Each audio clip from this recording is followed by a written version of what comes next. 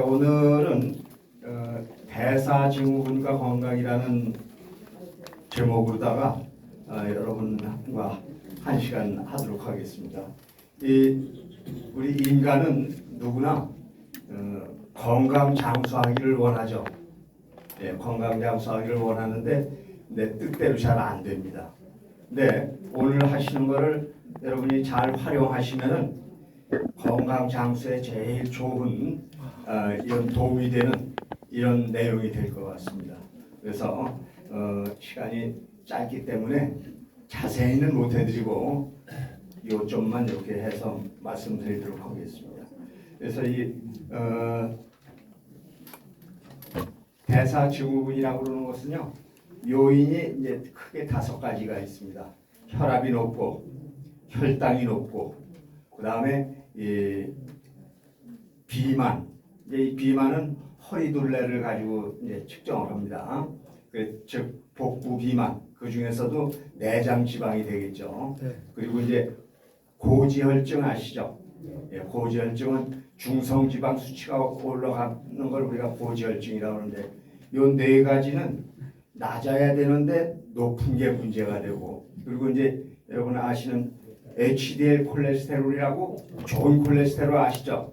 이 좋은 콜레스테롤은 반대로 높아야 되는데 이건 낮아서 이제 문제가 되는 겁니다. 요거 자세한 건 이제 뒤에 말씀드리기로 하고, 요 5가지 요인 중에서 한 사람이 3가지 이상을 가지고 있으면 대사증후군이라고 해요. 근데 이 대사증후군은 만병의 씨앗입니다. 이 대사증후군에 대해서 우리가 만성 질환이라고 하는 이 제일 큰 게 쓰리고죠, 여러분들. 쓰리고 아시죠? 혈당 높고, 혈압 높고, 고지혈증, 요 3가지 높은 걸 쓰리고라고 그러는데, 요 쓰리고에다가 플러스 또 이제 비만하고 좋은 콜레스테롤이 되는 겁니다. 그래서 이 3가지 이상을 가진 걸 이제 대사증후군이라고 그러는데, 병명 뒤에 증후군이라는 말이 가끔 붙죠. 여러분들 아마 에이즈 증후군이라든가 이런 것처럼 증후군이라는 게 뒤에 붙으면은 그것은 증상이 여러 가지로 전신에 나타나는 이런 질환들을 얘기할 때 증후군이라는 말을 붙입니다. 그래서 요 이제 대사증후군도 우리 인체에서 일어나는 각종 대사에 이상이 생겨가지고 이제 발병되는. 근데 그게 가장 우리가 많이 겪고 또 가장 고통받고 있는 그런 질병들입니다. 그래서 오늘 이거를 여러분이 조금만 좀 정신 차리고 집어넣으시면은 생활하시는데 좀 도움이 되실 겁니다. 이것을 만병의 씨앗이라고 해요. 여기 뜻이 만병의 씨앗. 그러니까 이걸 관리 잘 못하면은 바로 고혈압, 또 당뇨병, 고지혈증 여러 가지 그 질환을 이제 갖게 되는 겁니다. 요게 이제 그 요인들하고 요게 요인들입니다. 허리둘레, 복부 비만이죠. 혈압, 혈당, 또 중성 지방, HDL 콜레스테롤 혈증. 요게 이제 정상 범위고 요거는 이제 위험 범위입니다. 그래서 우리가 이 허리둘레가 90cm 이상 남자, 여성은 85cm 이상이 이제 여기에 해당이 되는 겁니다. 그럼 왜 체중으로 안 하고 허리 둘레로 하느냐 하면은 우리 체중으로다가 하는 것보다 더 정확한 게 허리 둘레예요. 왜 그러냐면 가령 어떤 사람이 체중은 똑같이 나가요. 근데 배가 둘레가 더 굵을 때가 있는 거예요. 그거는 뭐냐면 이 근육이 차지할 자리를 근육이 빠진 다음에 지방이 차지를 해요. 그럼 근육의 무게보다 지방의 무게는 훨씬 더 무겁죠. 아니 지방이 가볍죠. 그러니까 부피가 크죠, 그 대신에. 그래서 허리둘레가 굵어지는 겁니다. 그래서 이 허리둘레를 측정하는 게 더 의미가 있다 하는 얘기입니다. 그리고 이제 혈압은 수축기가 130mHg 이상, 또 아래 혈압이 이완기 혈압이죠. 수축기는 이제 최고 혈압이라고 그러고 이완기는 아래 혈압이라고 최저 혈압이라고 합니다. 그게 85mHg 이상이면 위험 범위에 들어가는데 이거는요 사실은 연세 70 넘으신 분들은 이거보다 더 높아도 사실 괜찮아요. 더 높아도. 이제 왜 그러냐면은 우리 인간이 나이를 먹어갈수록 혈관이 탄력이 떨어집니다. 탄력이 떨어지면은 더 세게 압축을 해줘야 혈액이 전신에 돌게 돼 있어요. 근데 이제 이 혈관이 수축 이완이 제대로 되더라도 이 탄력이 떨어지게 되면은 혈액을 전신으로 다 보내지 못해요. 혈액이 전신으로 못 가면은 영양분도 공급 못하죠. 산소 공급 못하죠. 그러니까 어떻게 돼요? 이제 여러 가지 질병이 생길 수가 있는 겁니다. 그래서 이 혈압은 연세가 드신 분들은 이거보다 좀 높아도 사실은 괜찮은 거예요. 근데 병원에 가면 뭐 130만 넘으면 그냥 무조건 약 쓰라고 그러죠. 이제 그거는 이 만드는 제약사들의 힘이 엄청나요. 이게 팔아먹어야 이게 돈이 되니까 의사들이 쉽게 얘기하면은 그 제약사에 놀아난다 이렇게 보셔도 되는 거예요. 이제 우리나라에 노인내과라는 그 과가 세 군데가 있어요. 세 군데. 여기에 가시면은 이런 거는 뭐 정상이라고 다 이렇게 저기로 합니다. 근데 이제 일반 병원 내과에 가시면은 다 약 써요. 그래서 근데 이제 우리가 혈압이나 혈당 이거는 약 한 번 쓰기 시작하면 평생 써야 된다고 그러죠. 예, 그 이제 그건 잘 못된 겁니다. 그래서 이 가령 혈압의 경우 또는 혈당의 경우 원인만 정확하게 찾아서 치료를 하면은 약 얼마든지 끊어도 되는 거예요. 그게 평생 써야 된다는 것 때문에 지레 겁먹고 약을 써야 되는 때에도 약을 안 쓰게 돼요. 그래서 병을 더 키우는 경우가 있는데 그럴 때는 약을 써야 됩니다. 쓸 때는.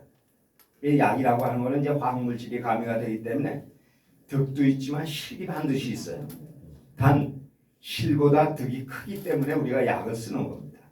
근데 이제 약은 오랫동안 쓰는 게 아니고 안 좋을 때 약을 써서 어느 정도 잡히면은 그때는 이제 우리 인체 내에는 백인의 의사가 있다고 그러죠. 히포크라테스 즉 의학의 아버지가 그렇게 얘기를 했어요. 우리 인체 내에는 백인의 의사가 있다. 그래서 병원의 의사는 우리 몸 안에 백인의 의사가 능력을 발휘할 수 있게끔 보조해 주는 거다. 근데 우리 병원 의사들이 환자가 치료가 되면 어떻게 얘기를 해요? 자기가 치료했다고 그러죠. 자기 치료한 게 아니라 몸 안의 의사를 도와주는 역할을 한 거예요. 그럼 우리 몸 안의 의사는 누굴까요? 면역력이에요. 면역력. 여러분들 코로나19로다가 면역에 대한 거 많이 들으셨죠? 예, 면역력이 그렇게 중요한 겁니다. 그래서 우리 인간이 혈관이 건강하고 면역력만 잘 유지가 되면 건강 장수하는 데 문제가 없어요. 아셨죠? 예, 그래서 이제 이 혈압이 조금 좀 높다고 해서 너무 요 이상 된다고 해서 너무 걱정 안 하셔도 된다 하는 얘기입니다. 조금 높으셔도 그게 정상이니까. 근데 이렇게 혈압이 높은 사람을 약으로도 갑자기 혈압을 떨어뜨리지 않습니까? 그러면은 이 혈액이 수축을 해도 그 말초 이런데 혈액이 못 가요. 혈액 순환 장애가 와요. 약을 먹으면요? 예. 아니 그러니까 이제 이 높았던 걸 갑자기 떨어뜨리면은 약을 꾸준히 쓰면은 이제 그게 완화가 되는데 처음에 높은 거를 그냥 갑자기 떨어뜨리면은 혈액 순환 장애가 와요. 그래서 손발이 찬 경우 이건 대부분 그 순환 장애가 온 경우가 많습니다. 예. 그리고 여기 이제 이 하나하나는요 뒤에서 나올 거니까 그때 설명을 드리도록 하겠습니다. 이제 이 판정은 하나도 해당이 안 되면 정상이에요. 근데 이제 이 한두 개가 해당이 되는 이런 경우는 대사증후군은 아니지만 관리하지 않으면 대사증후로 진전될 수 있다는 얘기예요. 그러니까 그 치료를 하셔야 된다. 예. 그리고 이제 3개 이상인 경우가 대사증후군이에요. 이거는 이게 다 생활 습관이 잘못돼서 그런 거예요. 생활 습관이. 그래서 이 생활 습관을 고쳐줘야 됩니다. 이게 이제 근본적인 치료 방법 중에 하나예요. 생활 습관. 그리고 이제 지금 어르신들이 지금 이제 우리 한국의 평균 수명이 85세 정도 됩니다. 85세. 세계적인 장수 국가예요. 근데 2030년이 되면 세계 최장수국이 돼요. 그리고 그때가 되면요, 전 세계에서 유일하게 평균 수명이 90이 넘는 민족이 있어요. 그게 누구냐면 한국의 여성들이.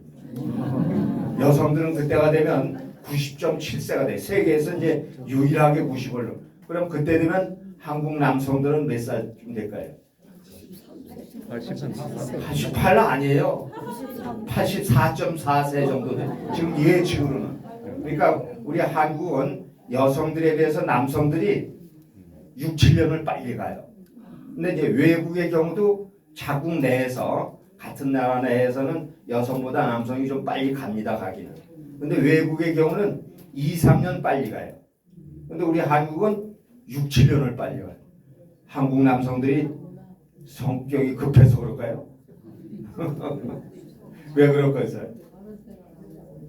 이제 이 가장 큰 원인은 스트레스입니다. 스트레스. 왜 그러냐면 스트레스는 만병의 원흉이에요. 참고로 만병의 원흉 그러면 뭐가 있어요? 스트레스, 흡연, 또 술은 아니에요. 술은 적당히 드시면 보약보다 오히려 더 좋습니다. 반주로 드시는 건 혈액순환도 잘 되고 신진대사 잘 되고 뭐 효소 분비 같은 것도 잘 되고 그래요. 근데 이제 그 좋은 술을 과음을 하면 이건 독이 되는 거죠. 그 다음에 또 해당되는 게 운동 부족 그리고 물 부족. 이거는 제가 해드렸었죠. 예, 운동 또 물에 대한 거는 해드렸었어요. 그래서 그거가 이제 그리고 비만 이것이 만병의 원흉이에요. 만병의 원흉. 근데 이제 우리 이 한국 남성들이 왜 다른 나라 사람들보다 빨리 가냐? 그거는 여자들이 바가지 많이 예? 여자들이 바가지를 많이 끌고 여자들이 바가지를 많이 끌고 예. 아이고 제대로 말씀하셨어요. 제가 이제 외국에서 외국의 유명한 교수들하고 이렇게 교류를 많이 하다 보니까 한국 여성들이 전 세계 여성들 중에서 아주 뛰어난 재주가 있어요. 그 재주가 뭐냐면 바가지 긁는 솜씨. 전 세계에서 최고예요, 우리 한국 여성. 그러니까 남성들이 빨리 갈 수밖에 없는 거죠. 네, 스트레스.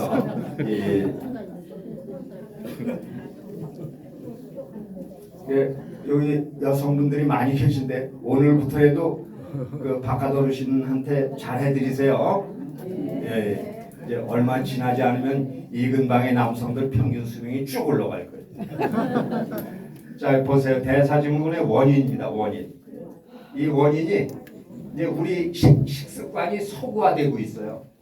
제일 건강 식단은 어떤 거라고 했었죠? 그 전에 제가 한번 말씀드렸었어요. 우리 한식단이 세계 최고의 건강 식단이에요. 그래서 지금 뭐 지중해 식단 많이 나오죠? 지중해 식단이 한식 식단 살짝 변형시켜 놓은 거예요. 한식 식단은. 근데 우리의 이 좋은 걸 두고 우리는 외국의 안 좋은 이 식습관을 들여왔어요. 그 제일 첫째가 고기입니다. 이 고기류. 예, 이 고기를 많이 먹기 때문에 오는 대표적인 질환이 어떤 게 있죠? 우선 고기 들면 신장이 망가지죠. 예, 신장뿐이 아니고 우선 제일 첫째는 대장암입니다. 대장암. 이 대장암의 가장 큰 원인이 육식 때문에 와요. 근데 참고로 말씀드리겠습니다. 육식을 미국 사람이나 유럽 사람들은 우리보다 더 해요. 육식을. 근데 그 사람들보다 우리가 더 높은 이유가 뭐예요? 대장암 발병률이 더 높은 이유. 우리나라가 대장암 발병률이 세계에서 몇 위예요? 예, 1위라고 그러죠. 다 그 TV 같은데 박사들 또 의사들 나와서 1위라고 그러는데 정확하게는 2위예요. 이제 헝가리라는 나라가 우리보다 조금 높아요. 그러니까 뭐 1위라 그래도 뭐 틀린 얘기는 아닙니다. 이제 그 이유가 우리 한국인이 좋아하는 고기의 부위가 달라요. 외국인들이 좋아하는 부위랑. 그러니까 우리 한국인들이 좋아하는 건 소고기 같은 경우는 꽃등심, 돼지고기는 그렇죠, 삼겹살. 이거는 공통점이 뭐예요? 지방이 많은 부위죠. 예, 지방이 많은 부위예요. 외국 사람들은 이걸 불량고기라고 해서 안 먹습니다. 근데 우리 한국인들은 원래부터 우리 한국인들이 인성이 고와요. 인성이 착하고 이러시다 보니까 불량고기 남이 먹고 탈날까 봐서 내가 더 비싼 돈 주고 사 먹어요. 그렇죠? 맞아요. 값이 더 비싸죠. 예, 그래서 이 지방이 우리 인체에서 각종 생산되는 독소 중에서 지방이 차지하는 지방 독소가 60% 이상. 그러니까 지방이 독소를 가장 많이 내놓는다고 보시면 돼요. 그러니까 육식 드실 때는 지방이 적은 부위 어떤 고기가 좋을까요? 예, 우둔살 같은. 그러니까 집에서 장조림할 수 있는 고기 있죠. 이게 제일 좋은 거예요. 값도 싸요 그거는. 그러니까 앞으로는 그런 것들을 드시기 바랍니다. 아셨죠? 예. 그래서 여기 보시면은 과식, 폭식, 야식, 운동 부족, 스트레스, 흡연, 과음, 유전 요인, 인슐린 저항성 및 비만 이런 것들이 원인이 되는 거예요. 이거는 뭐 웬만한 중요한 병에는 다 해당이 되는 거죠. 그래서 이제 대사증후군만 잘 여러분이 하시면은 웬만한 질병은 다 해결이 될 수가 있습니다. 그래서 이런 거에 문제가 될 수 있다. 여기 야식 있죠, 야식. 이 야식은요 과식과 폭식보다도 더 나쁜 게 야식이에요. 그래서 여러분들이 저녁을 대개 몇 시에 드시나요? 6시. 6시. 8시. 8시요? 차이가 많이 나죠. 대개 저녁을 중간해서 7시에 드셨다 그러면 아침을 7시에 드시면 12시간이 공복이 되죠. 여러분들 간헐적 단식이라는 얘기 들어보셨죠? 간헐적 단식. 이게 이제 거기에 해당이 되는 거예요. 근데 요즘에 젊은 사람들이 뭐 14시간, 16시간 막 이렇게 간헐적 단식하는 사람, 이거는 득보다 실이 훨씬 많아요. 그래서 가능하면 12시간 이상을 공복으로 그 이상을 공복 지내지 않는 게 좋은 거예요. 그러니까 여러분들이 저녁 7시에 드셨으면 아침을 그 이튿날 7시에 드시면 12시간은 공복 상태가 된 겁니다. 그 대신 저녁 드시고 나서는 다른 음식을 드시지 않아야 돼요. 그렇죠? 예. 그래서 이제 저녁 늦게 우리가 야식 먹게 되면요, 그 사람은 뭐 비만은 물론이고 여러 가지 그 질환들이 우리 그 역류성 식도염 같은 것들도 그런 사람들이 많이 생겨요. 그래서 이 야식은 가능하면 안 하시는 거예요. 정 배가 고파서 못 자겠다. 그런 사람이 있습니다. 그런 경우에는 오이를 더 개 드세요. 오이. 아니면 토마토 있죠. 토마토를 좀 드시다. 토마토는 당이 거의 없습니다. 오이는 뭐 당 없어요. 그러면서도 이 우리가 기력이라든가 이런 걸 회복시켜줘요. 어르신들 혹시 그 전에 산에 다니실 때 오이, 생오이 가지고 다니셨죠? 예, 그게 이제 피로하고 그럴 때 그걸 드시면은 이 목마름도 해결이 되면서 기력을 회복을 해줘요. 그래서 오이가 굉장히 좋은 식품이에요. 비타민 B 복합체예요. 여러분들 B콤 아시죠? B콤이나 마찬가지. 그러니까 오이 굉장히 좋은 식품이니까 너무 홀대하지 마세요. 예. 이 대사증후군이요 옛날에 이제 주로 어르신들이 주로 많이 걸리셨어요. 근데 요즘에는 젊은 사람, 심지어는 애들도 걸릴 수가 있어요. 죽음의 오중주라고 얘기를 해. 죽음의 오중주. 이제 요 5가지이기 때문에 그렇게 얘기하고. 그리고 몸속 시한 폭탄이다.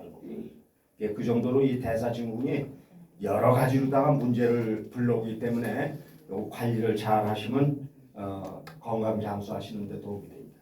여기 보시면은 활성산소도 많이 들어보셨죠? 네. 이 활성산소가 왜 문제가 되냐면요. 우리가 호흡을 통해서 들어오는 산소 있죠? 예. 정상적으로 마시는 산소의 3 내지 5% 정도가 활성산소가 돼요. 이 활성산소라는 거는 뭐냐면 우리 정상 세포 이런 걸 공격을 해요.